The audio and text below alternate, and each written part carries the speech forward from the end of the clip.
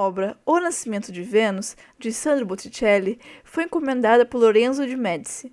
Era para ser uma simples pintura com função decorativa, mas virou uma das maiores obras-primas. Esse é o primeiro nu não religioso desde a Antiguidade Clássica, já que na Idade Média, os corpos nus eram profanos, com a forte influência da Igreja Católica. No período renascentista, retoma a representação do corpo feminino nu na arte, que contribui para a objetificação da mulher. Inclusive, o formato da concha remete ao sexo feminino, fertilidade e prazer. É interessante saber que a pose de Vênus foi inspirada em uma estátua clássica, onde os movimentos tapando o seu nu são quase que idênticos. Na obra, há também uma representação dos 4 elementos, sendo Vênus a representação do fogo. Ela é a chama carnal, pois foi inspirada na suposta amante do encomendador, La Bella Simonetta. Portanto, nunca é por acaso uma obra que mostra o nu feminino. A objetificação da história da arte existe e é necessário saber o significado para adentrar mais nesse tema. Sendo assim, objetificar é tratar, analisar um ser humano, ao nível de um mísero objeto, feito apenas para ser exposto. Você acha que a representação do corpo feminino nu na arte contribui para a objetificação da mulher? Por quê? Sim. Acho que depende dos casos. Acredito que sim. Eu acho que não necessariamente. Historicamente, sim, né? Eu acho que depende. Sim. Eu acho que depende. Olha, acho que sim. Depende muito. Eu penso que essa questão ela tem muito mais a ver com quem faz, né, e muito mais a ver com o contexto também, de onde é feito determinado trabalho. Se é uma escultura, uma pintura, uma fotografia, o que for, né? Então, obviamente, se a gente pensar uma obra final do século XIX, por exemplo, né, feita por um homem, obviamente a gente vai ter questões ali colocadas que estão relacionadas à época, obviamente, mas também relacionadas ao próprio ponto de vista daquele autor, daquele artista, sobre o que é um corpo feminino, né? E principalmente o que é um corpo ideal feminino, né? Que acaba entrando, né, muitas vezes nessa seara de que o que é a objetificação no final das contas, né? Se aquele corpo é objetificado ou não, se defende muito desses contextos, né? Tanto do artista quanto do período. A mulher sempre foi representada como o objeto de estudo, aquela coisa do o olhar do masculino sobre o corpo feminino. E agora tenho visto que tem rolado uma resposta, né? Muitas mulheres têm trabalhado com isso, com a produção de nu como uma forma de mostrar nosso corpo como uma ferramenta nossa, uma coisa nossa, né? Sem ter o olhar do o homem que usou o corpo feminino para estudar a coisa, para mostrar o olhar dele sobre as mulheres. Sempre foi essa coisa inferior, né? E agora acho que tem tido uma resposta assim, feminina, principalmente na fotografia. Né? Sim. Acho que depende dos casos, né? Tanto de quem tá abordando aquilo, quanto o público-alvo que aquilo vai ser direcionado, entendeu? Representação do corpo feminino de uma forma objetificada no funk, por exemplo. Entendeu? E num outro contraponto, tu pode ter a representação de uma forma mais, num tom crítico e não tão objetificado. Aí tem, por exemplo, pensei na obra dos Retirantes, que aborda o corpo feminino, mas não de uma forma diretamente objetificando e sexualizando aquilo, mas sim no sentido crítico. Bem, eu acho que não necessariamente, porque a visão que a gente tem da objetificação ela é bem complexa e diferente do que antigamente as pessoas tinham da objetificação e da sexualidade, e principalmente da nudez. Eu acho que tem uma diferença muito grande da objetificação que a gente tem hoje em dia e vê hoje em dia nas mulheres e da arte que aparece. Eu acho realmente que a nudez feminina nas artes é vista realmente como uma forma de se expressar. Não acho que tenha muito a ver, principalmente comparado a nós hoje em dia. Sim, porque a arte constrói todo um imaginário sociocultural pra gente. Então, eu fiz um trabalho sobre que eu analisava 2 obras. Uma da Artemisia Gentileschi, mas é Judite decapitando Holofernes. É um caso de estupro, e aí ela faz a obra como se fosse uma espécie de vingança contra o Holofernes. Então, é uma maneira de, talvez, lutar contra esse sistema que objetifica mulheres. E a exposição que estou falando, assim, que apresentam vários nus femininos, é da Guerrilla Girls, que são um grupo de ativistas que questionam o papel da mulher dentro dos museus.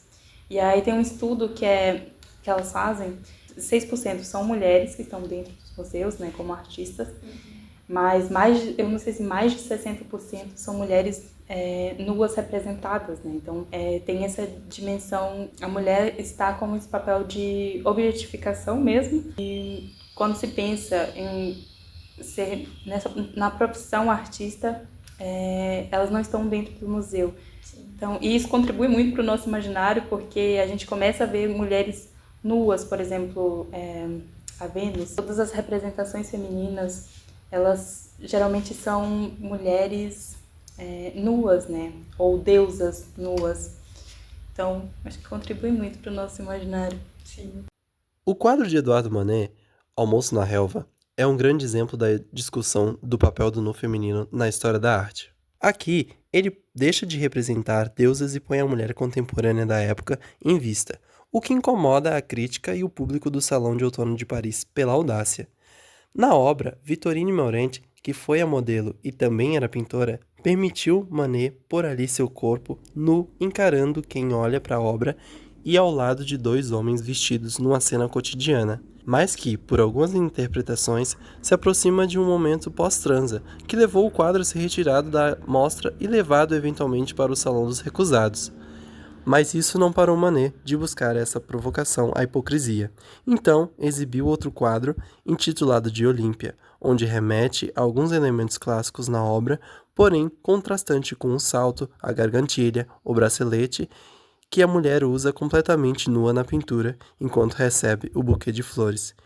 E isso, junto com outros fatores, deixa sugestivo que houve uma relação sexual recentemente. Outro exemplo dessa quebra de paradigmas sociais é a obra de Goya. A Magia Nua, de Francisco de Goya, representa muito bem essas questões de rompimento com as convenções do nu feminino ao representar uma mulher real, não uma deusa ou figura divina com pelos pubianos, e fazer ela olhar diretamente para o espectador. Por se tratar de uma moça totalmente despida, em cima de lençóis muito bem detalhados, é possível perceber, ao olharmos para o rosto dela, que a modelo, possivelmente amante do encomendador da obra, que era o primeiro-ministro Manuel de Godoy, não parece se incomodar com o fato de estar com suas partes íntimas à mostra, o que transmite ao espectador um olhar direto e destemido, atitude não muito comum em outras obras onde mulheres são representadas. Há também a questão dos pelos pubianos, que por se tratar de uma das primeiras obras de artes ocidentais a retratar os pelos de uma mulher nua sem conotação negativa óbvia, resultou em uma polêmica em grande escala, levando o quadro a ser confiscado pela Inquisição espanhola por um determinado período. Como você acha que a arte pode influenciar a percepção das pessoas sobre o corpo feminino? Eu acho que, agora, nesse caso, além de depender da obra, pode também depender de quem está vendo a obra. Sim. Eu acho que mesmo uma obra que possa remeter a uma crítica contra a objetificação pode acabar para algumas pessoas sendo vista como uma objetificação. Eu acho que em algumas situações, dependendo assim como a pessoa vai ver, ela vai achar que aquilo é só sexualização, só objetificação, só mostrando o corpo, assim, sendo que não, é uma crítica. Então eu acho que depende, além da obra e do autor, também de quem está vendo a obra. Eu acho que a arte ela contribui para a percepção do corpo tanto de uma maneira negativa quanto positiva. Porque dentro de várias vertentes da arte, tipo performance, pintura, gravura, escultura principalmente, existe muita representação do corpo. Só que existe a representação do corpo através do olhar feminino, da percepção feminina e através da percepção masculina. Então a gente sabe que a percepção masculina é essa percepção mais sexualizada, mais objetificada, mais levada para um lado que meio que represente um desejo ou a saciação desses desejos pelo lado masculino. E tipo, pelo lado feminino, a gente tem uma percepção do corpo feminino na arte enquanto objeto de trabalho. No sentido de, tipo, existem muitas pesquisas que trabalham com a corporeidade, né, dentro da arte. E que nem, por exemplo, a Marina Abramovic na performance que ela faz, que ela deixa as pessoas fazerem o que quiserem com ela, digamos assim, riscar, pintar, cortar, botar até uma arma na cabeça dela, enfim. Ela usa o corpo dela como um instrumento. Então, eu acredito que essa influência da arte possa ser positiva quanto negativa, no sentido de que depende de quem tá ali propondo, fazendo e executando o conceito, a proposta, enfim. Eu acho que a arte tem a capacidade de influenciar sobre muitas questões, sabe? Eu acho que vem da questão do ideal estético, sabe? Eu não entendo muito sobre O que é a arte em si? Eu acho que por muitos anos ela foi, isso é uma visão que eu tenho, né? Ela foi muito dando um ideal estético e eu acho que tem muito a ver isso com não só o corpo feminino, né? Mas lógico reflete muito mais ao corpo feminino pela objetificação. Mas ela cria padrões, ela pode criar padrões e isso eu acho que é isso que afeta. Como eu acho que está acontecendo assim. A gente vai ter, né, a gente tem uma tradição dentro da história da pintura das últimas décadas já outros corpos sendo representados, né? Então a gente vai começar a ver outros corpos femininos, né, outros corpos dissidentes, né, que a gente vai pensar nessa ideia dos corpos dissidentes também dentro do campo da arte contemporânea. Então corpos de mulheres trans, né, de travestis, né, e também essa apresentação de corpos que não são os corpos, vamos dizer assim, aquele modelo, um padrão de corpo assim, que sempre teve ligado a um padrão de beleza, também, seja o corpo magro, né? O corpo esbelto, assim, o corpo branco também. Então hoje em dia a gente começa a ter uma produção assim, na arte contemporânea, principalmente por ter mais presença, né, das mulheres assim, produzindo e aí dentro de vários campos, assim, acho, dentro da arte, sim, dentro do campo da fotografia, da performance, né, da pintura, do desenho, né? Então acho que a gente tem esse movimento que é um movimento de resistência também, né? De buscar uma outra maneira assim também de se ver o corpo da mulher, né? Sem tanto estereótipo, sem tanto preconceito, né? Como você vê a influência do sexo do artista na forma como o corpo feminino é retratado? Sim. E eu acho que na maioria das vezes a mulher, quando ela fala, ela cria arte do que ela sente. Sim. E às vezes parece que o homem, quando ele cria as artes, ele cria do ponto de vista que ele tem do que as mulheres sentem, não do que elas realmente sentem. Parece que é um ponto de vista um pouco mais superficial. Sim. Porém, a sociedade, ela tende a ver um pouco mais como a fala do homem ser a mais sobressai. Por exemplo, se tem assim um homem que fez uma arte, a mulher ela se sente isso, a sociedade ela vai falar, não, essa arte tá muito legal. Mas se uma mulher faz algo criticando, algo um pouco mais, tipo, sem censura ou coisa do tipo, eles pensam que pode ser algo mais, e ela tá querendo falar disso, tá querendo se aparecer. Não é visto tão bom quanto se fosse um homem e falasse, não, ela tá sofrendo. Sim. Falasse, tipo, meio que o óbvio, tem que ter uma validação masculina. Ele vai lá e aí parece que a sociedade fala, não, então ela realmente tá sofrendo. O que eu sinto às vezes que, tipo, muitas vezes eles não abordam principalmente o que a mulher sente. Sim, sabe, tipo, sempre uma mulher eu sinto, né, porque ela vai estar sentindo na pele o que tá acontecendo. Mas, porém, a sociedade, ela parece validar mais a arte que o homem cria sobre a mulher. Por exemplo, a visão que eu tenho de uma mulher bonita é completamente diferente da visão de um homem hétero de uma mulher bonita, entendeu? Porque eu acho que a mulher, ela vê muito mais detalhes do que o homem. E não peito, bunda, coxa, corpo em si, sabe? Sim. Tem mais essência, talvez. Se a Mona Lisa tivesse sido pintada por uma mulher, teria sido diferente também. É algo muito generalizado que eu vou falar, porque depende muito da arte do artista, depende muito do artista em si. Mas normalmente, quando é uma artista feminina, o feminino é demonstrado de uma forma muito mais significativa. E o masculino, às vezes, é muito vazio. Porque, tipo, óbvio, tu não vive no corpo daquela pessoa, tu não sabe as experiências daquela pessoa, não sabe o que é ser uma mulher. Então, às vezes é muito vazio, não tem o mesmo significado. Cara, principalmente de corpos femininos, eu acredito que uma mulher conseguiria representar melhor. Porque representaria a verdade, representaria não só um corpo, representaria a alma, sabe? Eu acho que ela consegue retratar muito além de só um corpo feminino. Ela consegue retratar o que a pessoa está sentindo, o que a mulher passa, quais são as sofrências, o que passou pela vida dela. Não só, um peito, uma bunda, um rosto estruturalmente perfeito.